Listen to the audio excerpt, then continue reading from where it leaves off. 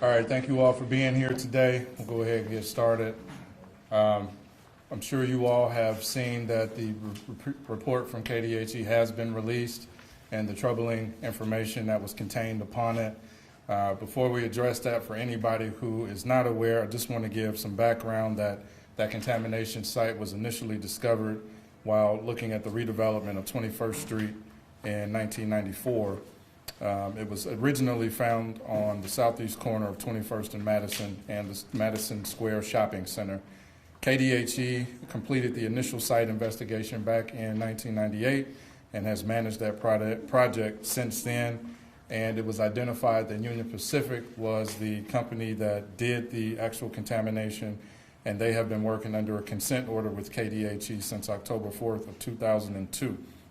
Remediation work had began between 2002 and 2023. All of that work has been voluntary, but under the oversight of KDHE, and there will be some work going forward, but the final corrective action decision was finalized on February 2nd of 2023, and KDHE is and has been responsible for public notices. State law, regulations, and KDHE policies govern KDHE's notification processes. The neighborhoods impacted, according to KDHE, were mostly on city water when this happened, but that does not mean that there are not wells in the area that we may not know about. And I also want to highlight that the city is going to continue working with KDHE as well as Sedgwick County going forward to get information to residents. On that, as we go into what we heard today, we are joined today by State Senator Aletha Faustido, State Representative for Carr, County Commissioner Ryan Beatty, and our Vice Mayor Mike Hoheisel. We all wanted to be here united to address what the community is hearing. And just to let you know that the city is following KDHE's lead on this, but working closely with Sedgwick County and the Sedgwick County Health Department to continue monitoring and making sure that folks are informed about what's going on. We are monitoring this very closely. This is important, and that's why we are here today. Again, KDHE, Sedgwick County, and the City of Wichita will be working together to make sure communication is improved going forward so that everybody's on the same page and that they know what's going on. Today is just the beginning of the conversation. This is not the end-all, be-all. We do not have all the answers today, but we want to make sure that the community is aware that there are dangers out there in the groundwater and that they need to be aware of it. And as we go forward, I won't jump into the county information too much, but as we go forward and it's spring and people are watering their lawns, although it is stated that it's safe that you can use well water to water your lawns, I personally want to encourage you not to, because you should not have contact with that water. You should not be playing in puddles. And I want to make sure if you are using well water to water your lawns, to water your gardens, that you do not play in that. You switch to city water. Do not allow your kids to play in that. There are contaminants in the groundwater, and I want you all to know that, seriously. So I will stop there and turn it over to County Commissioner Ryan Beatty to talk about some of the information the county's given out, and then you'll hear from our state level officials as well. Thank you, Councilmember. I appreciate everybody being here today. I think what we've noticed in this situation to date is that this has really been a systematic failure of communication. I don't think there's any other way to state it more clearly. This has been a failure. If you look at this, became aware, the community became aware of this 30 years ago, but only select parts of this community became aware that there was poison under their feet 30 years ago. We have elected officials that were in office that were never made aware of this situation. Again, this is a systematic failure of communication.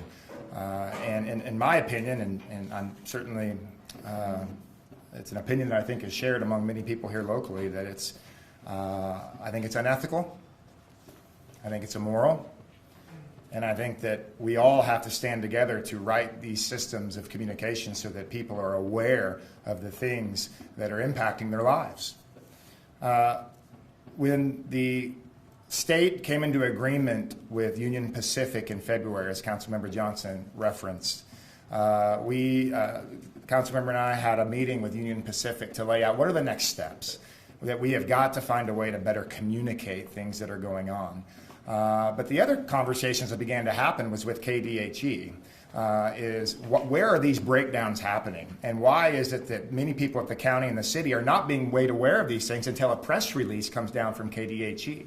How do we best service the constituents that we have been elected to serve if we don't have the information until we're reading the same press release that they're reading? And this conversation began with 29th and Grove, but it continues on to the broader issues of contamination in our community. And we've been working close by with the city, the county. I'm thankful for our state legislatures that are very invested into this to create new systems of communication.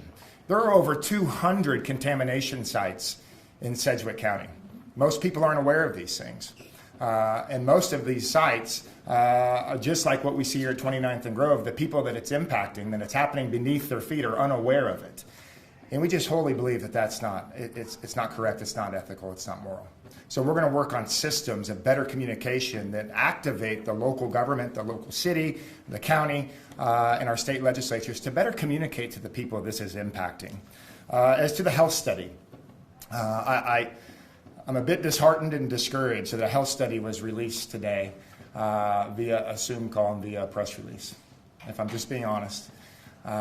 When you see the study, and nobody up here are doctors, when you see the study and you begin to see elements of a study where you see increased levels of liver cancers, where you see infant mortality rates that are increased, what the doctors and what the state would try to tell us is that there's no causation. There's no causation. But if we put ourselves into the shoes of the people that this is impacting in the influence area, how do you not look at data and in your mind ask questions?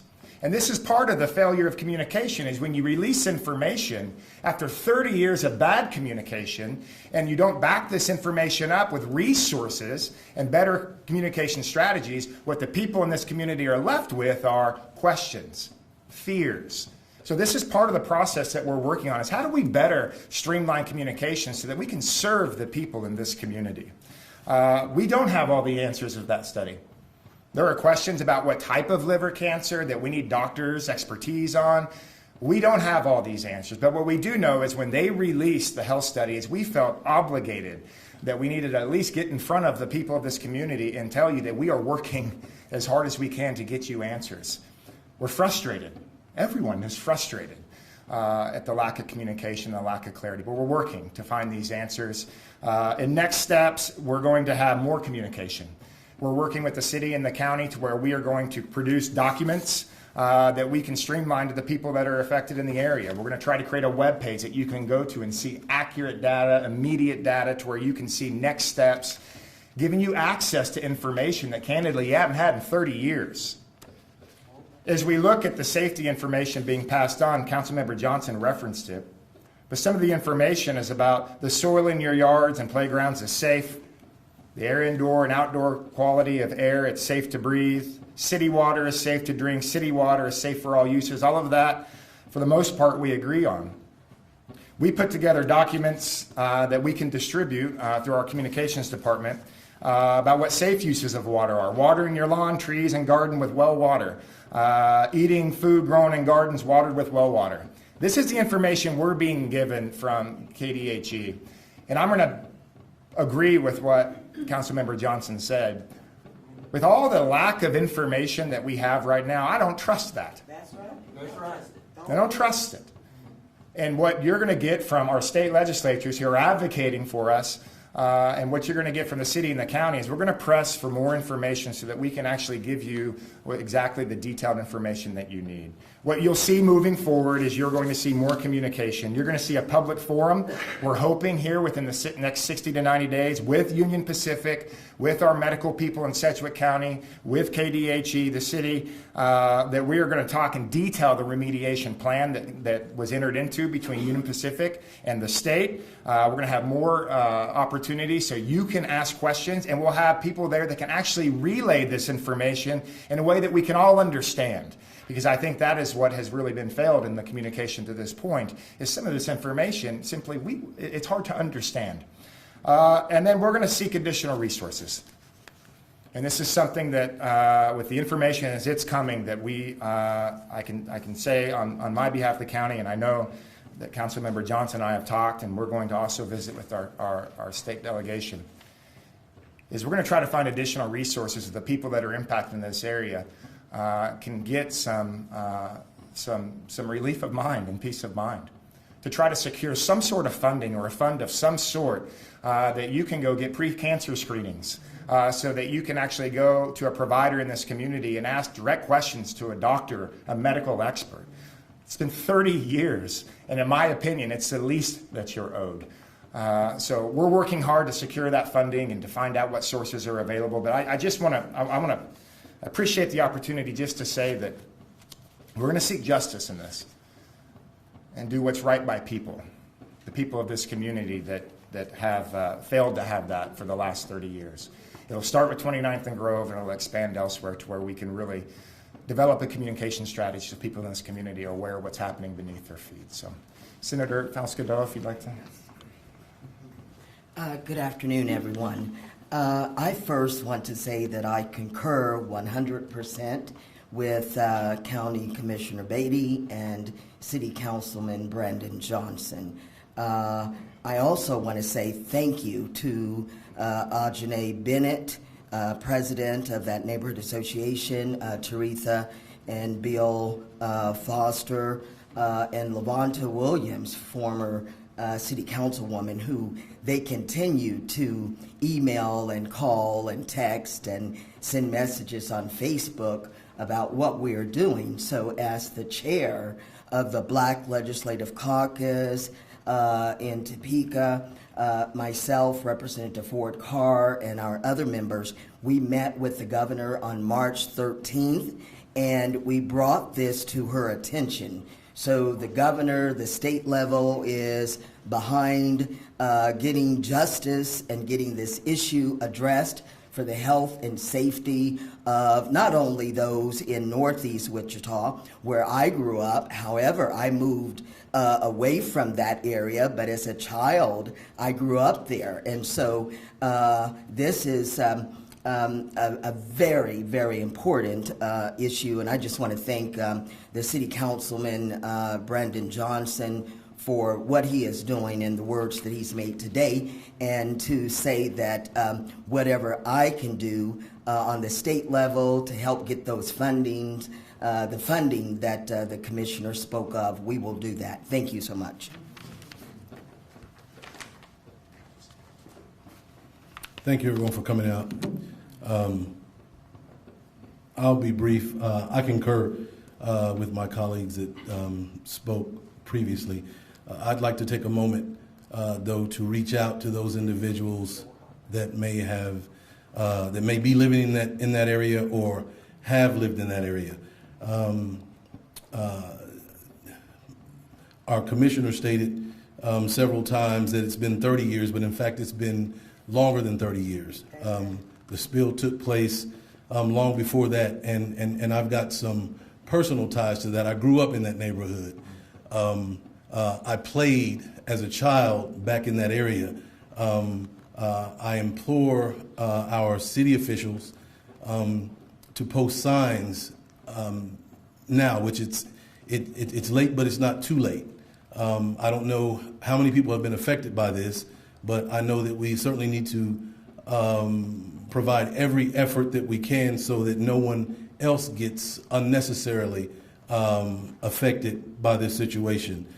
So for those that lived back in the Primrose area, this area, they state that the contamination point, for those that aren't aware, they state that the contamination point or ground zero would be somewhere around 29th and Grove.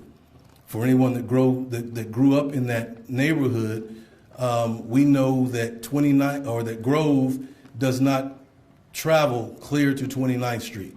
That's Grove Park, and behind Grove Park, or at the rear end of Grove Park, as we see it here today, are football fields that are frequented by the Little League football teams.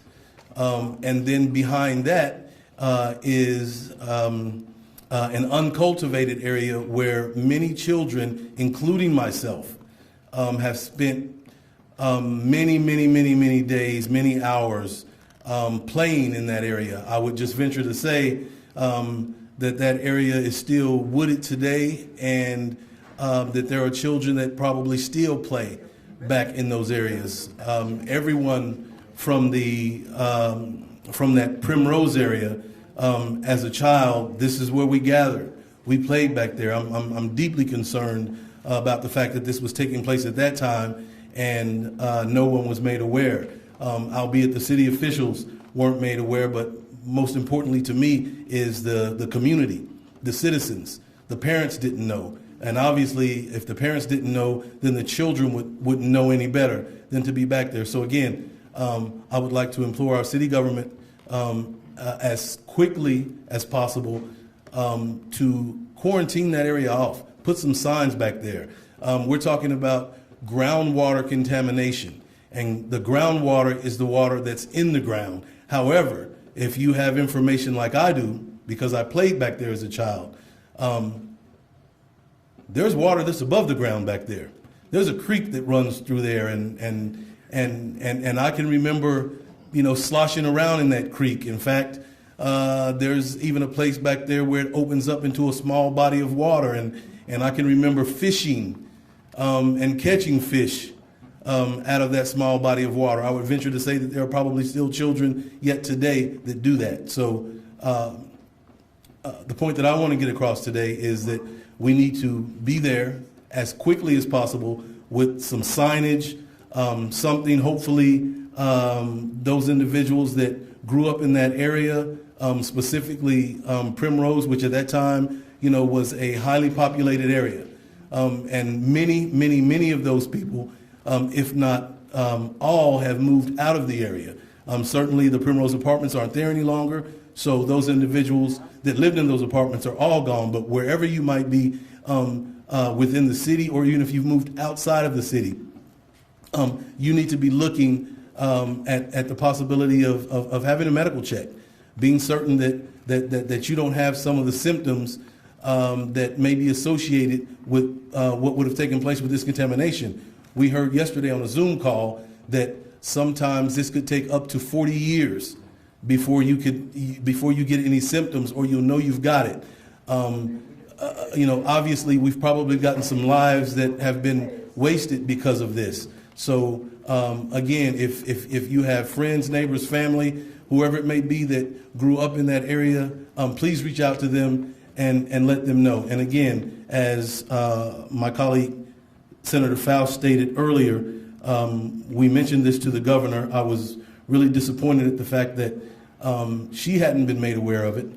And this was, literally, a month and a half ago, 2 months at the latest. And this has been taking place, again, a period that exceeds 30 years, and she wasn't aware of it, which lets me know that quite possibly the administration before her wasn't aware of it, and it's been an ongoing problem. I salute my colleagues for all the efforts in opening and making better the lines of communication, but it doesn't stop here. We need to move forward with that, and again, let's reach out to those people who may have been affected, and at this point they do not know.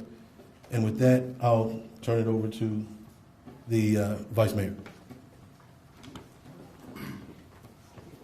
I'll make this brief. I don't have a lot to say about this, but your community will not be forgotten.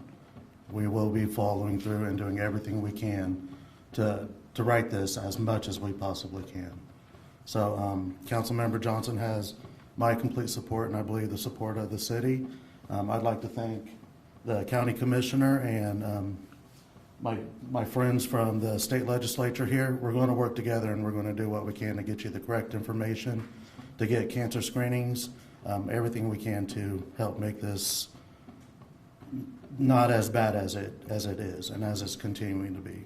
So with that, I'll just turn it back over to Councilmember Johnson.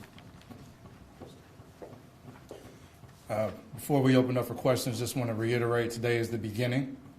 We will continue communication. I want to thank Ms. Ajane Bennett as well, and also a young lady most people may not know, Ms. Kia Duggins, who has been trying from outside of Wichita to get us information about EPA grants, funding, and all that we can to help out. So I want to shout her out as well. And again, thank my colleagues. We have been in communication quite a bit. We're going to be in communication even more to see how we can help on every level of government. But again, this is serious. The water is still contaminated. It is still contaminated. I want everybody to understand that. And anybody who, again, is using well water on their lawns, although the scientists have indicated in our reports that it's safe, I am saying you should not do that. I know it costs more to use city water. Our city water is clean. We'll have a new water treatment facility done in 2025. Our water is okay. Please switch to city water. With that, we'll open up for some questions. This is a question for our legislative duo here. Something that was mentioned on the KDHE call about an hour and a half ago was the reason why they didn't test earlier. It simply was because the sheer amount of contamination sites, they only test if they think it is essentially a great level of exposure. They determined because a lot of the homes here were on city water, there wasn't that exposure level. Is there something that this legislature could do to work with the KDHE to maybe increase the amount of testing that they're able to do? Because they said they only did the health check here because the residents asked for it. That was a specific reason why. That's something that can be required in the future for other skill sets. So yesterday on the Zoom meeting with KDHE, some of those issues came up. I, along with Representative O'Hoppison and Representative Ford Carr, who were on that Zoom meeting, we have requested that, so I asked, are you taking notes? So we, from the state level, we want to put pressure on Union Pacific Railroads to do their part. And I believe with our meeting with the governor is partly of why KDHE is moving forward a little more swifter on this issue. Absolutely, the state can play a major role in assisting financially with the governor. I know the governor's going to be in Wichita soon for some ceremonial bill signings. Perhaps we can get her to, take a little tour there to see what we're actually dealing with. And so just that awareness and the concern and care that the individual standing here today will make a world of difference on addressing this issue. Representative Ford Carr.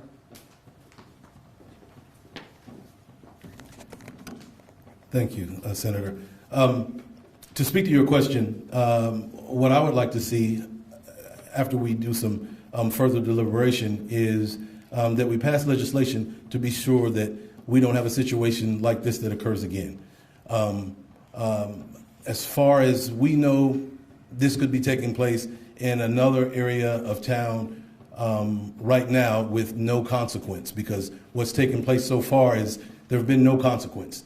People have known, and for whatever reason, they chose to keep that in a closed circle of individuals, right? Those are things that, as a legislation, we can address. So not having all the facts at this point, I can't tell you what that legislation might look like, but certainly in this upcoming session, we'll be looking to draft legislation that will curtail this kind of behavior in the future. If you don't mind, I'll give a little bit of the data. So the EPA says that the standard of 5 parts per billion is acceptable in drinking water. There were 66 separate water quality tests in May of 2021 that found TCE, this is the chemical of concern, that found TCE in the water. 2/3 of those 66 tests were higher than the 5 parts per billion. And they were ranging from 1.1 parts per billion up to 823 parts per billion. Mind you, this is over 40 years after the contamination. Additional water tests were done in October of 2022, and they found a maximum groundwater TCE level of 551 parts per billion. Remember, the EPA says that the maximum is 5 parts per billion. So that when Councilmember Johnson says that this well water is not safe, he is 100% being accurate. This is over 40 years later, and we still see those types of readings. So it's important to take note of that. Avante. Having been on a call less than an hour ago, our state legislators, they say that there are over 200 sites that are contaminated areas. What keeps people from going into these contaminated areas if there is no signage? And it sounded as if it was no big deal. We have over 200 sites that are contaminated. Surely we can let people and communities know that this is a site that could be hazardous to your health. As I look at it, I definitely agree with you. I just received a report from someone else, their document, and it has the red demographic area. We ought to be able to put in the paper, in the Voice, in this, in that, that says if you lived in this particular area during this particular time, you could have been affected by this water. If we just put that sign out so that people can say, wait a minute, those people that are here from California, that are in Texas, all of those that moved away, we all grew up there. There are so many of us that grew up there. And there's still people that are living there now. And yes, there are wells. But to just blow it off as if, oh, we have 200 other communities that are affected, it's a big deal. It's a big deal to us. We can promise you this is a big deal to us as well. So to get technical, there's over 400 contamination sites in Sedgwick County. 207 are active.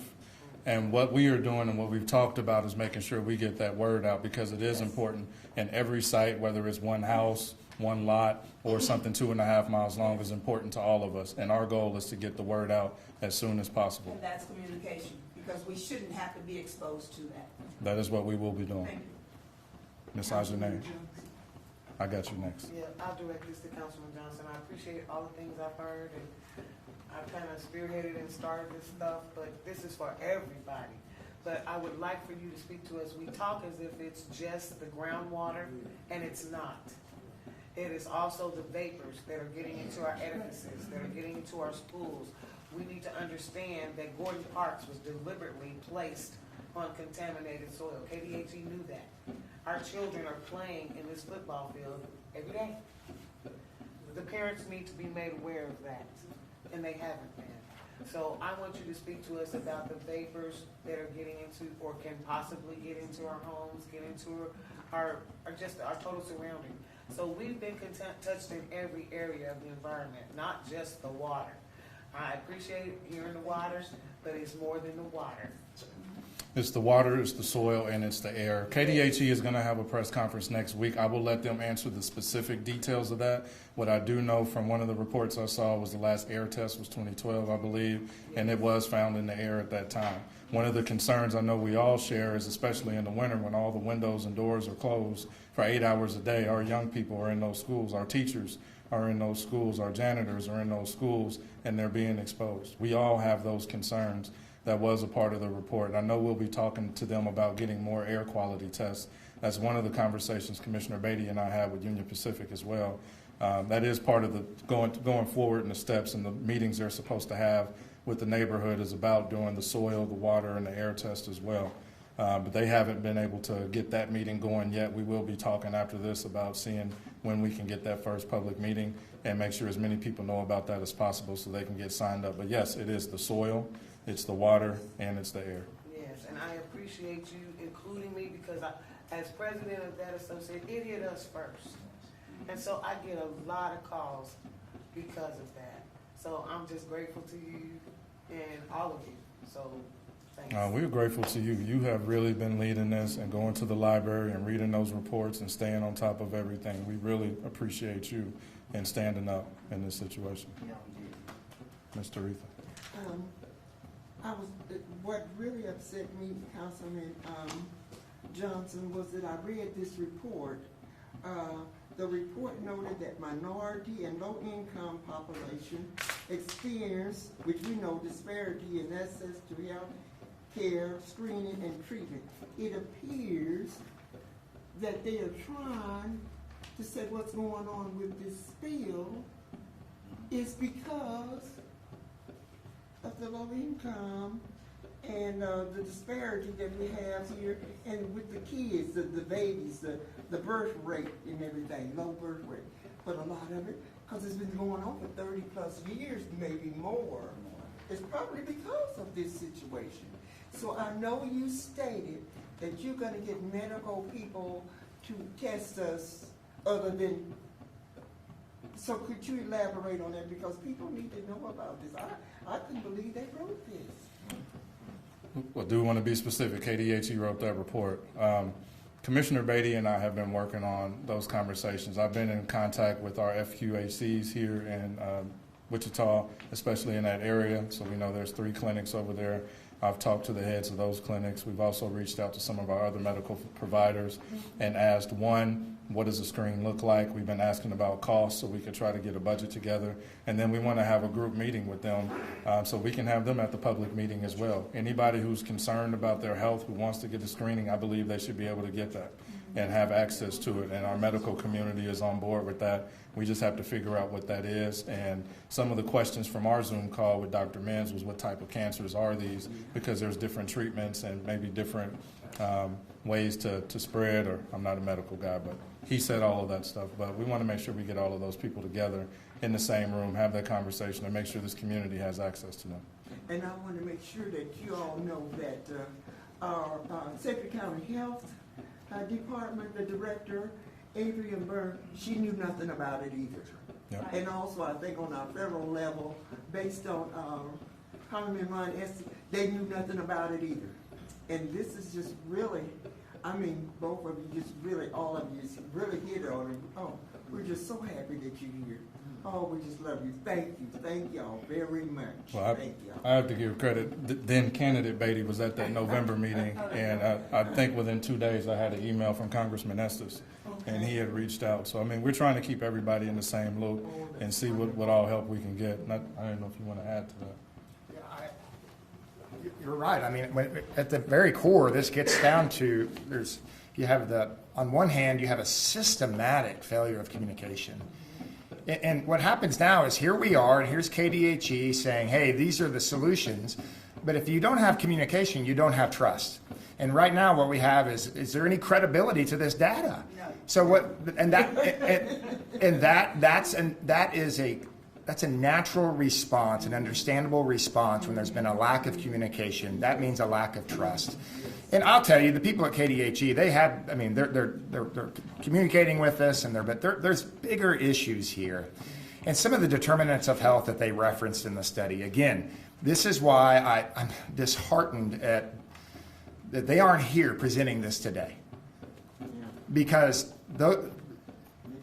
there are determinants of health that influence outcomes. We know this to be true. But to say that there's no causality and just present data and say, here you are, when there has been over 30 years of bad communication, if I put myself in your shoes, I'm going to ask questions. I'm going to have fears. And that's the problem when you have problems with communication, is then you have no trust and it impacts credibility. So that's what, on our end, on the local level, this is one of the biggest things that we have to address. And we're determined to do it. Mr. Tracy. For someone that played back there, ran around in the water back there, and you said 30 years, 40 years, I remember the spilling. I remember it was a big deal, but it wasn't a big deal, right? And to hear what everybody's saying, and hear the test results, I got one question. Don't cuss. What's been done right now? What are they doing right now? I remember that everybody did follow-up tests. What's been done?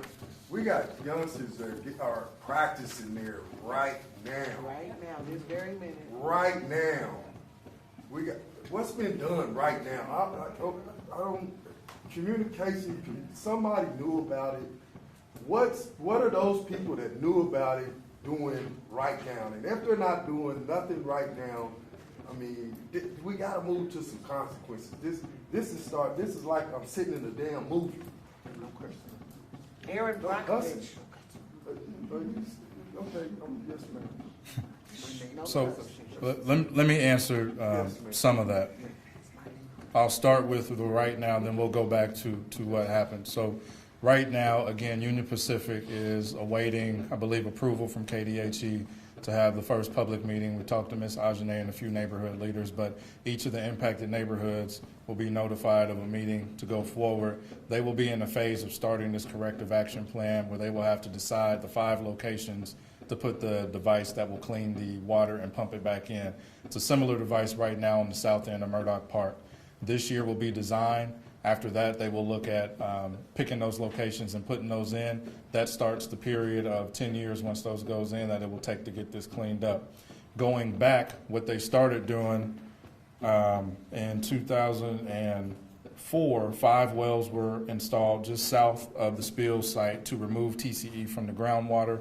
2009, 6 wells were installed along Murdoch Avenue to prevent the spread of TCE. Indoor air testing at that time, where they tested, said there was no risk where they tested. In 2010 and 2011, dirt from the spill site had been removed, which we were told was one of the best things you could do in that site because that's where the highest level of contamination was. The site has been treated, I don't know with what, to reduce contamination in that area. From 2013 to 2016, more testing was happened to help evaluate cleanup options. In between 2018 and present, 33 wells were installed to add nutrients to increase bacteria to break down TCE. And right now, as again where I started, Union Pacific is waiting to begin the process of getting those 5 new devices installed to clean the water and pump that back in. So maybe this will be remedied in the KDHE conference that you mentioned is upcoming. Something in the statement reads, KDHE cannot determine if cancers and other health outcomes found in the community are associated with the spill itself or influenced by these other factors, those other factors being lifestyle and family medical history. Did KDHE give any reason or justification as to why they couldn't confirm that correlation with absolute certainty? Or is it because maybe more testing needs to be done? I can't speak for KDHE, but I will say what we were told was that their job was to look at something statistically significant, and that was what they defined, and that was the only thing they assigned, that it was statistically significantly different in this area than the rest of the city and state. For me, personally, to me that means that the spill is the cause of that statistically significant difference. But KDHE will speak to that at their press conference. Mr. Roseborough. I said, I'm going to go to a little bit of different way here. I listen to this. I'm listening to the first time I'm hearing Primrose Major. I'm hearing Glendale Park Major. And so I'm going to say this. To get the approval to build those houses and things like that in Old Primrose, you go right across the street. I'll call that James Alberta Development. This was bought out. And I'm going to say this. We got a guy, I'm going to get in touch with Mr. Thomas. He brought this up, it had to be in the 90s, about that ground being contaminated then. The old oil refineries there, they bought that up then. And what, 20 years later, 25 years later, we're here now. We got a problem with that. And somebody to go tell me, nobody knew about this? So what I'm hearing, the apartments that's where Primrose is, they shouldn't have been built. Gordon Park shouldn't have been built. Alberta's development that shouldn't have been developed because that ground was contaminated during that period of time. You go tell me nobody knew about this then? Somebody, MAPCD, whoever does it, had to grant those permits to do that building. And now I hear something else about a new development coming up there in that same area. It's going to be even larger. So we're being fed some untruths in. And I'm glad to see you, Mr. Beatty, from the county. I think you are one of the few people I've ever seen from the county, besides the older lady that you defeat, never come to anything. Councilman Johnson, she didn't know. Carl Brewer knew about the cleanup of the old refineries over there. So I knew he knew about that. And I think somebody else in that city knew that. You got to have records somewhere going back and bringing this forward. And we're talking about the low 80s and the 90s. I've been up here doing this stuff too long. And I just get tired of hearing what's going to happen. We get lip service. And I hear this about that spillway, but what about the old laundries that need to be cleaned up? The oil refining. That's not. And you the one put that truck stop on, which ain't gonna happen, that little truck stop. That ain't gonna happen. So I will say that I definitely acknowledge all of that. The Boys and Girls Club, my kids went there, they have been there. But we are going to make sure going forward that that doesn't happen. And that's why we're going to continue to work together to make sure that we communicate better to everybody and those questions can get answered. And when you're putting people on these different boards, make sure you got people that's got the best interests of the people in the neighborhood. And Councilman, Jackson has since a we're question. talking about the building on this contaminated soil, it was found during the 21st Street Development Project, yet we have put a senior housing building there. We have put a shopping mall there. We have library up there. I mean, they knew, so if you want to talk about what they knew when they got ready to build, they knew that then. And then not only that, when we go back over there where Primrose was, there's a senior housing building over there as well. And they put also, I have 60 homes over there on slabs that they built where Primrose used to be. So that's a whole lot of land and a whole lot of time and a whole lot of permits, like Mr. Roseborough said, for nobody to take notice that something needed to be more investigated more thoroughly. I agree. But again, our goal going forward is to make sure we don't have this type of meeting in the next 40 years and that we do what we can to be right about it. I know I had media question. I got two, one quicker, one longer. The quicker one is just simply, I know you guys talked about the health screenings. Obviously, the session is out, so it's hard to get some of the state budget money. But how quickly can we kind of expect an update on when those screenings could be available and all that? That's something the county and the city kind of work into this year's budget and all that. I can pretty much guarantee we'll probably be talking about that at least by next week. I just don't know when that will come together because we have to figure out, like Dr. Min said, the types of cancers, how do you screen for that, what resources our community clinics have, what our other medical community can do. And then I really don't want to do a separate meeting with that. I want to try to get all of that tied together with that meeting with UP so we don't have to just keep having people show up and show up and show up. If we can have that one meeting with our medical community and UP, get that information out, and then folks who might need it, hopefully we've got responses by then. But that's why I keep saying, and we all say this is the first meeting. We'll continue to talk to the media and community about when we know information and get that out. And the other thing I wanted to ask, we hear it in your guys' voices, we hear it in the residents here, the frustration by lack of communication. In fact, the governor didn't really know anything about this, city and county officials didn't really know about this until we found out about this type of thing. Does this feel like this was intentionally hidden? And if so, is that something that litigation could be brought up with by the residents, by the city, by the county? Is that something that's being explored with this? Because it does seem like a very few amount of people were intentionally told about this from there.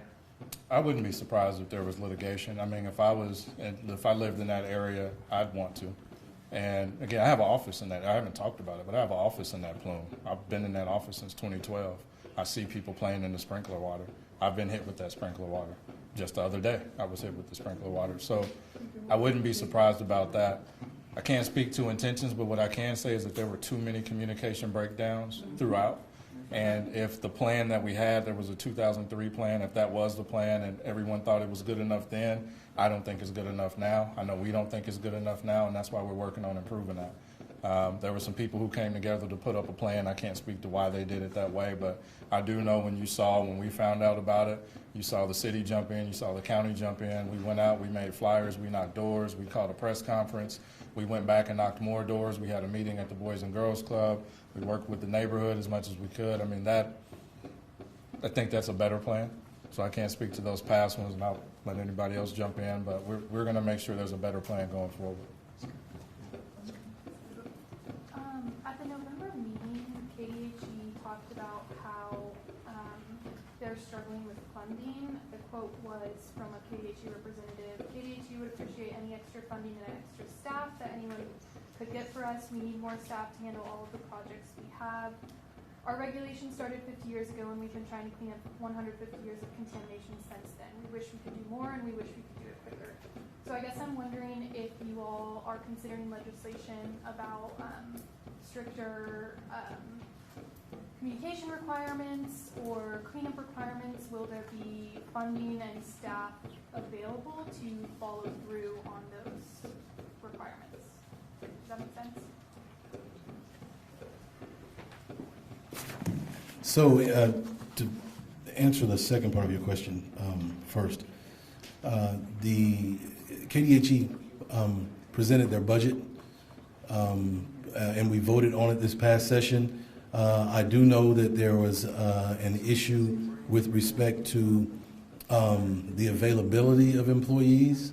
I can't speak specifically to whether or not those employees would impact this particular spill or other spills, but those should have, and we'll take a deeper dive into this to make certain that that those FTEs that they requested and that budgeting would cover this spill. But I can't speak to it specifically without looking at what their budget request was specifically. So I can't speak to that. Certainly, the governor has the ability to provide additional funding for situations such as this. I know that in the state general fund we have additional dollars, so the funding is there, and I'm confident that our governor would see it within her wisdom to provide it so that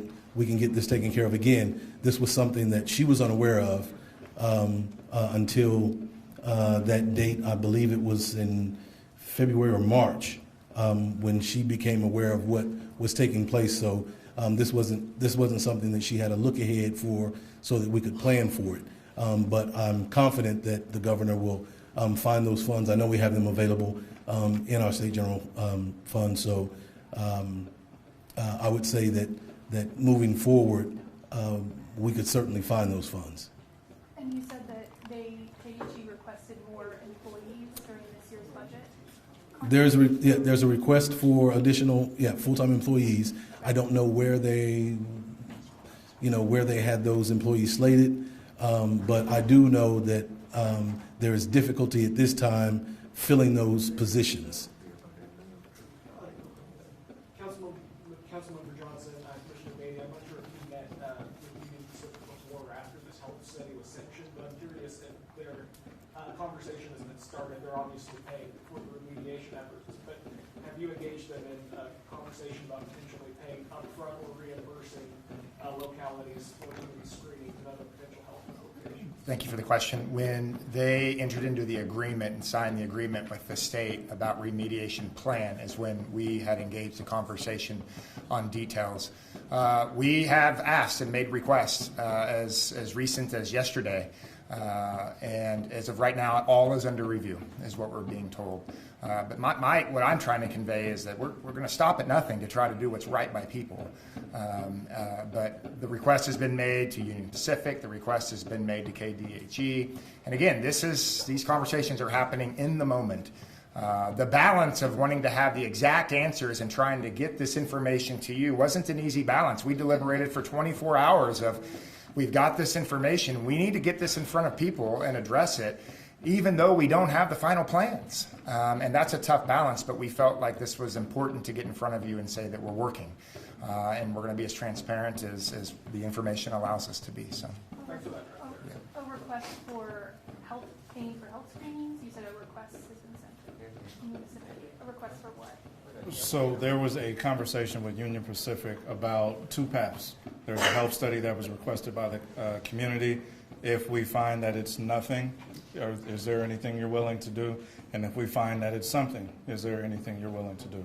We are awaiting a response on that, and I think they were also waiting to see the results of the health study. We'll do one more question. We're going to stay after to have conversations, but just want to make sure if there's folks that need to leave. But one more question. So there were 2,500 addresses as part of this area of interest. You have thousands of people impacted in a 30-plus year time span. How do you plan to track people down who might have moved away from this area and their families and extended family members who might be impacted by this? Well, this is one of those steps. I'm hopeful that family members who live in that area, residents today, folks who knew that they lived over there, see this, share, reach out across the country, let people know if you lived over there that there was a danger to you if you lived there after 1978, since they say this may have happened in the late 70s, and continue to spread that word. We're going to keep trying to do that as well, but the more attention we can get to this area, the more we can hopefully find those folks who might have been impacted. And again, encourage everybody, if there's any form of pre-screening they can do, if they're not in Wichita, get that done now to make sure that you don't have a danger lurking inside of you that you didn't know about because of what you were exposed to. Councilman, they can't come here. And we do have Ms. Ajane and others, there's a survey here at Atwater they can come take as well. It's at the front desk. They can fill that out and put it into the red box. Or take the QR code and do it online. And the QR code online. So we'll make sure that's available. I'd like to make a comment. I look around, I see one neighborhood association that's actually in the target area. What about the rest of the presidential, these other neighborhoods? How aren't they here, are they notified? So I'm not aware if they were, but I'm not sure about today, but they will be involved in any public meeting that we reach out to. I see one neighborhood, because my neighborhood is not even this. So again, today is trying to get the word out. We wanted to answer some questions as well, but we will have a public meeting with all of those neighborhood association presidents, and hopefully the whole neighborhoods show up so that they know. But we will be door knocking like we did before and trying to get the word out, sharing this as well. But it's important to have all of those folks there. I just wanted to let you know that I was on a call today with KDHE and Union Pacific, and I asked them specifically exactly what activities are taking place right now. And they responded that the first thing they're doing is another round of more thorough vapor studies. And so I was just going to comment that I think we should probably see if we can, anybody that's concerned about the air in their home, if they're going to be testing in the neighborhood, now's the time to let them know that I want my air tested or I want my school tested or whatever. So I know I said one more, but I will answer this, but then we're done with the press conference. We'll stay. But part of that public meeting, again, when we met with them, Commissioner Beatty and I, was to let the neighborhood presidents know, and then hopefully let everybody in the neighborhood know one of those steps is that testing. And they will have to sign a waiver to allow a soil test both outside and inside. Again, Union Pacific will have more details on that, but the goal is to make sure everybody in that area knows about that. And if they are concerned, they will have a waiver with UP to get that tested. So we can tell them now, and they'll hear it from this newscast, but the goal of that meeting is to make sure they know every step possible to get testing or to get their concerns addressed. And make sure they can get data that goes back a little further than 2009. We shared that too. Thank y'all for coming, and again, we'll stand here and answer any other questions. Thank you so much.